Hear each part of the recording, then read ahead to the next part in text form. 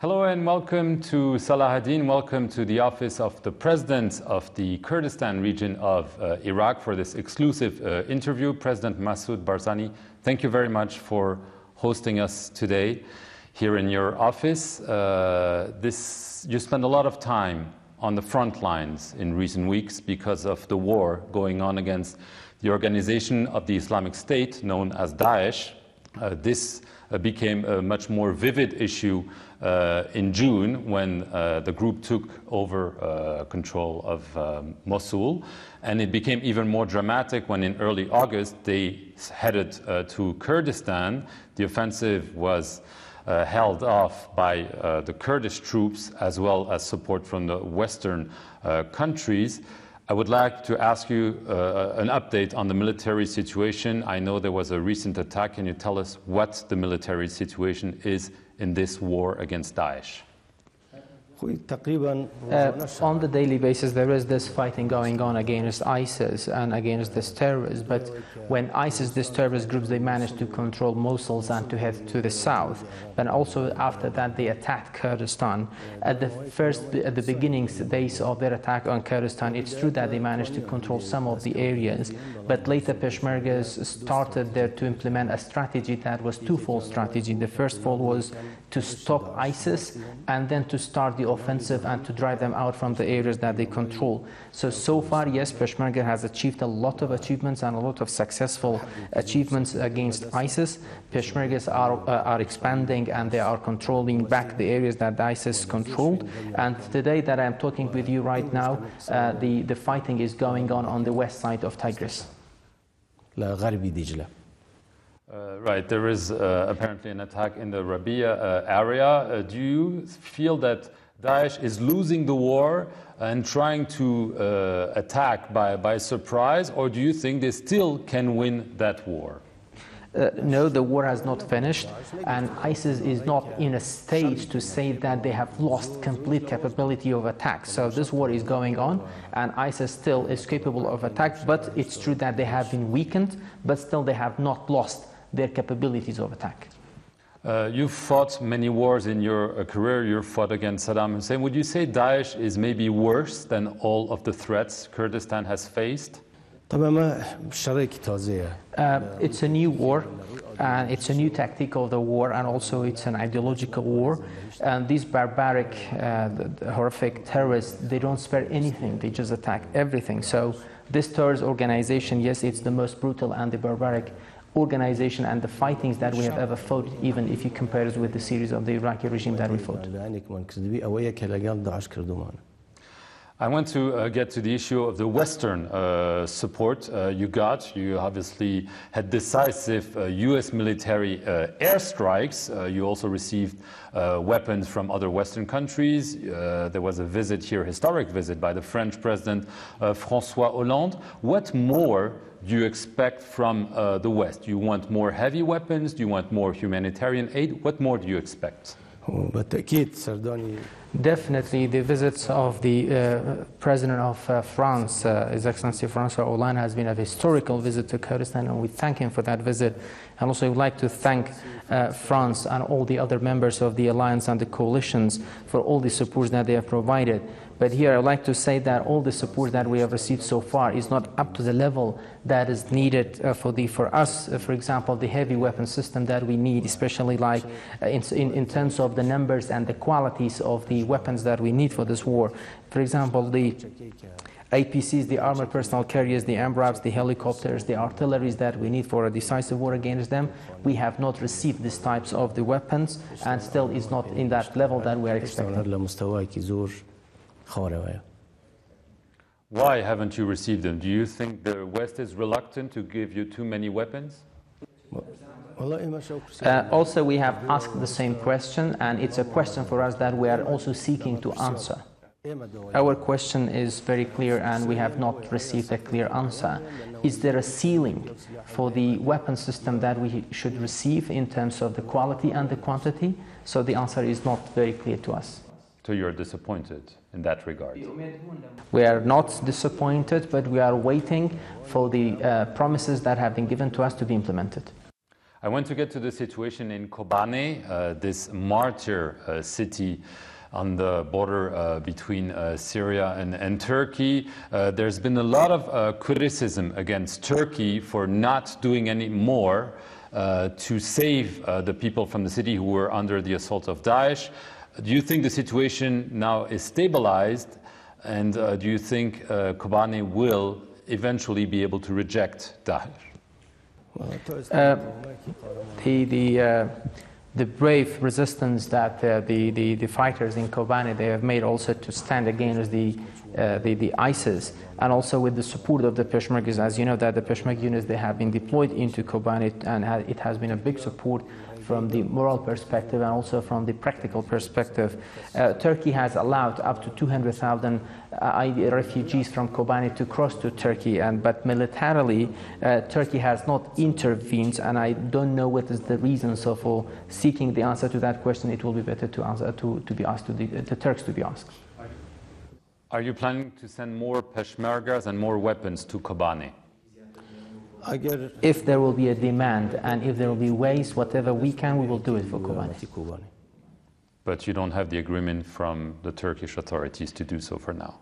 There is an agreement between Kurdistan region, Turkey and the United States, and based on that agreement we have sent the Peshmergas into Kobane. But in order to send more Peshmergas, then definitely we have to talk about this issue as well. Right. Turkey has been criticized, especially in the West, for not doing more to save Kobane, but also for saying Daesh, for us, is the same as the PKK. They're both terrorists, and in the West this has shocked many people. Do you agree with their assessment that the PKK, Daesh, it's the same thing, they're both terrorists? No, I don't agree. I don't agree with that assessment. Are you still involved in the talks between the Turkish authorities and the PKK, and are you hopeful they can eventually succeed? Because lots of people are very skeptical because of the situation in Kobane. Now the top priority for all of us is the fight against ISIS, but despite all of this, the priorities also we will continue to have these efforts in order to support the peace process in Turkey, because this is in order to reach a peaceful solution for the Kurdish question there, and we will continue on our role in this regard. And you are personally still involved in those talks? Continuously we are in contact with the relevant officials and relevant people. Did Turkey provide you any help when Daesh was coming here in August? They sent a shipment of ammunitions. And it's still ongoing, or that was just a one? So let's stop. We're talking about the Turkey and let's go to another file, please. On Iran, you received some support from Iran, and is it still ongoing? Yes, Iran, they supported us with ammunition as well. And they continue to provide you weapons? Sometimes, yes, they helped us and they continued. Right. They were the first ones to come really to help you at that time? Yes, the first shipments, the airlift of the ammunition to Kurdistan, it was done by the Iranians. They sent it to us. Is there cooperation between Iran, the United States, the Kurdish forces against Daesh? As far as I know, on the official level, no. There is no that coordination. Okay. Obviously, I want to get to the issue of the independence. You announced several months ago, back in June, July, that there would be a referendum on self-determination. Obviously, there have been events since, especially the push from Daesh towards Kurdistan. Is it still on the agenda? Will there be a referendum on self-determination in Kurdistan? The self-determination right is the legal and the natural right of our people, and it's our people who is going to decide on the self-determination and the future, how they are going to decide on that. So when the people has this right, it has to be practiced, and none of the events, none of the developments is going to affect this process, because this is a process, and nothing will be like an obstacle in front of or stopping this process. The process is going on. Maybe the timing and the time frame of implementing this process will be changed, but we are not going to step back from this process to implement our national right. Will there be a referendum next year? That's now the parliament is handling that issue, and it will be decided by parliament. The decision is there to have the referendum, but for the timing of when we are going to have that referendum, that will be discussed and decided by parliament. it also has to be accepted by your neighbors and by your allies, and not many of them are in favor of an independent Kurdistan. So the decision is about holding that referendum to see what the Kurdish people, the Kurdistani people, is going to decide about their destiny and the self-determination right that they have. But how the decision will be, how the referendum will be, the details of this process will be, that will be discussed later. But we do hope that no one will stop us from doing that, or to give themselves the right to stand against the will and the wishes of the Kurdish people. The Kurdish people are going to decide on their future. Nobody has the right to decide for the future of the Kurdish people except for the Kurdish people to decide on their future. Okay, I want to get to the issue of Kirkuk, obviously a very symbolic town. You seized control of Kirkuk, taking advantage of the Daesh strike. Will you ever give back Kirkuk to a federal government of Iraq, or do you believe it belongs to Kurdistan forever? For us, it's a fact that Kirkuk is part of Kurdistan, and we had that constitutional agreement to have a process of normalization of census and then referendum for the Kirkuki people to decide on the future of their city. So whatever decision will be in this process for the people in Kirkuk, we will respect that decision.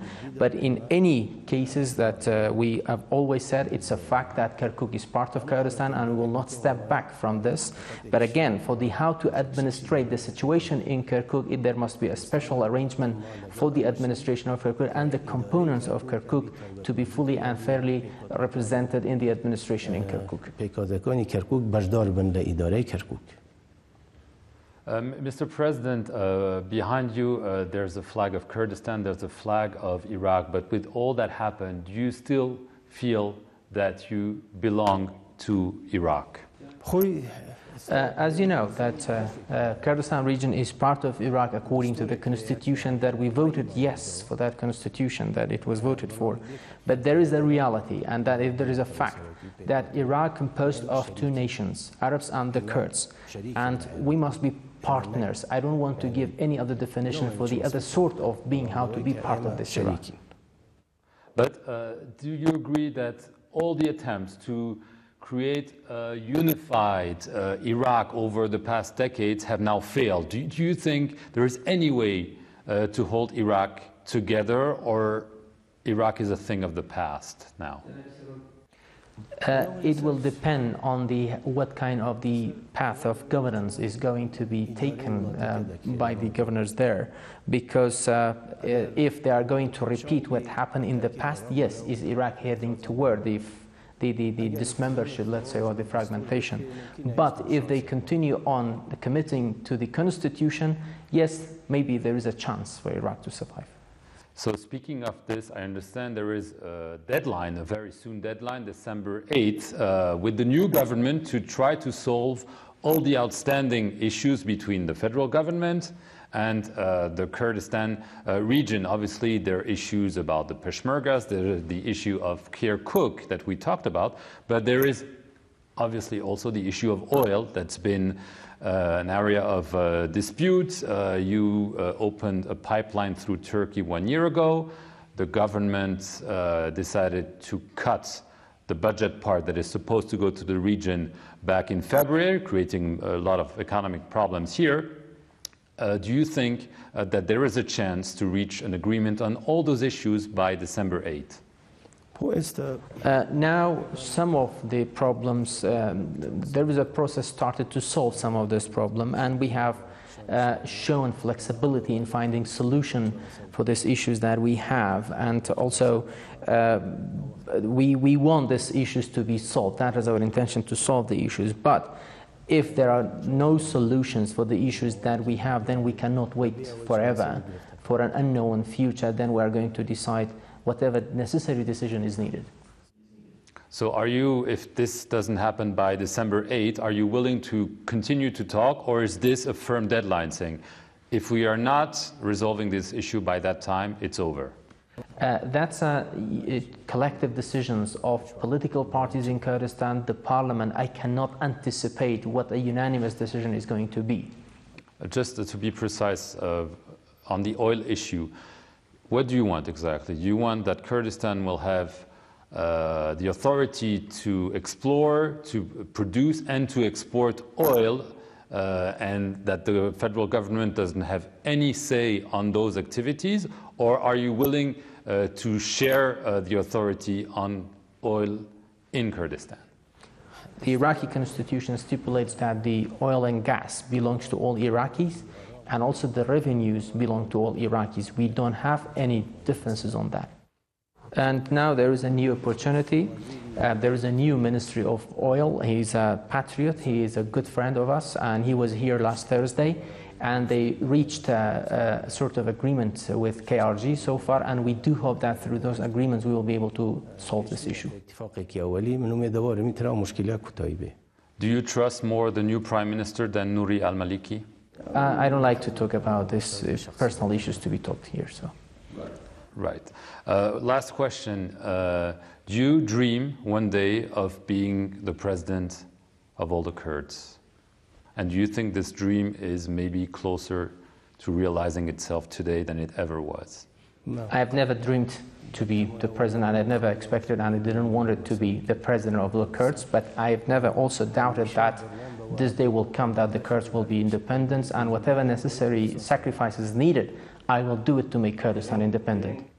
The most important thing is that Kurdistan to be independent. No, that's not important who is going to be the president.